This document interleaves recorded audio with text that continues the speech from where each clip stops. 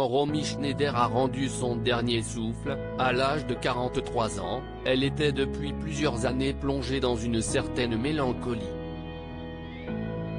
Des coups durs, elle en a vécu des tas durant les dernières années de sa vie, mais la mort de son fils David, à l'âge de 14 ans, survenu le 5 juillet 1981 soit 10 mois avant le décès de l'actrice, a été la pire de toutes.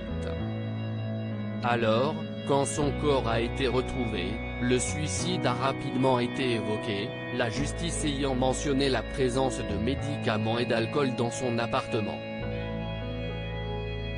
Oui mais voilà, d'après Claude Pétain, la belle-sœur de Laurent Pétain qui fut le dernier compagnon de Romy Schneider, cette hypothèse est fausse, l'ex-femme de Daniel Biasini, serait morte d'un arrêt cardiaque. Le tubage effectué après sa mort a montré qu'elle n'avait pas absorbé de poison. Un commissaire de police a dressé un procès-verbal. Il a écrit « Cette mort est d'origine naturelle ». Romy Schneider, avec qui a-t-elle passé ses derniers instants?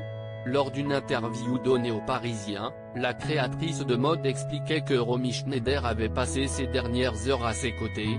Ce 28 mai 1982, nous avons dîné chez moi. Mon mari est allé se coucher et le compagnon de Romy est rentré. On a encore passé 1 heure à parler. Elle a bu de l'eau.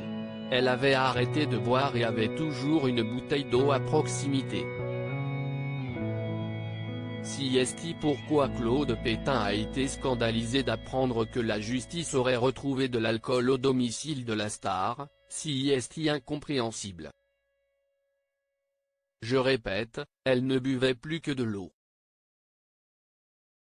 Il y avait une boîte vide de Lexomil ou un médicament de ce genre dans la corbeille de la salle de bain, mais cela ne veut rien dire. Et elle était très heureuse, aimée, elle avait une petite fille magnifique.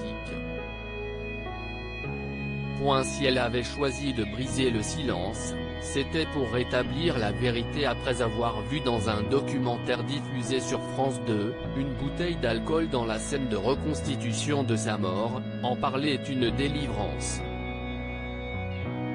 Sa fille Sarah Biasini, note de la rédaction, va enfin le savoir, avait-elle conclu.